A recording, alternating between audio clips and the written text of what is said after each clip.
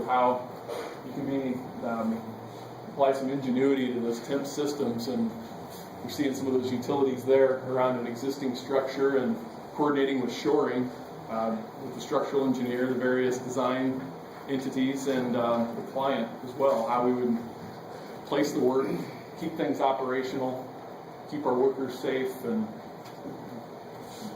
build a new project.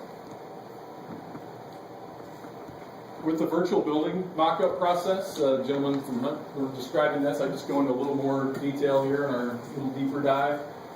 You've got a virtual building model here that is showing you some structural steel with spray-on fireproofing and various connections here for an exterior wall.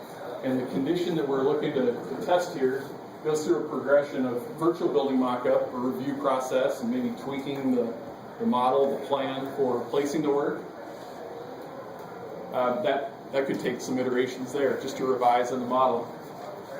Then a physical building mock-up where you're actually applying the physical assembly, a small portion of it, to test.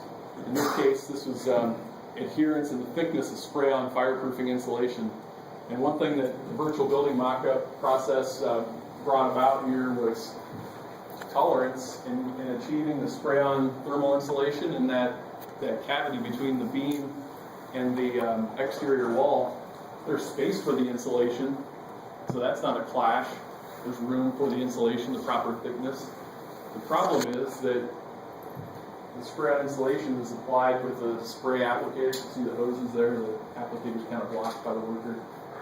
But you need to get the tip of the nozzle in a way that you can apply from the right distance, spray distance, so you can get the right thickness of insulation. You can't just go up there and just start filling that cavity up. So a process like this helps the team determine what means and methods we can use to reasonably execute the work and play out these what-if scenarios. And it's kind of a combination of everything. We didn't in this place replace the physical building mock-up with virtual, but it's an enhancement. And there's some things that are done ahead of time. Another output of the virtual building mock-up is better coordination to our workers. So once you've validated the plan, being able to, there's better dimensioning that usually shows up there and up top, but hand over a model that can be viewed in the field, or electronic documents that again can be viewed in the field. It's just multiple views of the same intelligence, provide more clear direction to field workers. Here's an example of kind of another spin-off benefit of that. This is showing the progression of from a virtual building mock-up. Those are renderings there, and then dimensioning of a head wall unit, which once you've got this locked down, you know what you're doing there, it enables additional benefit downstream, be able to prefab and off-site prefabrication and deliver modules. For example, of that there. So it could include walls, MEP equipment. Racks have been doing this for a long time.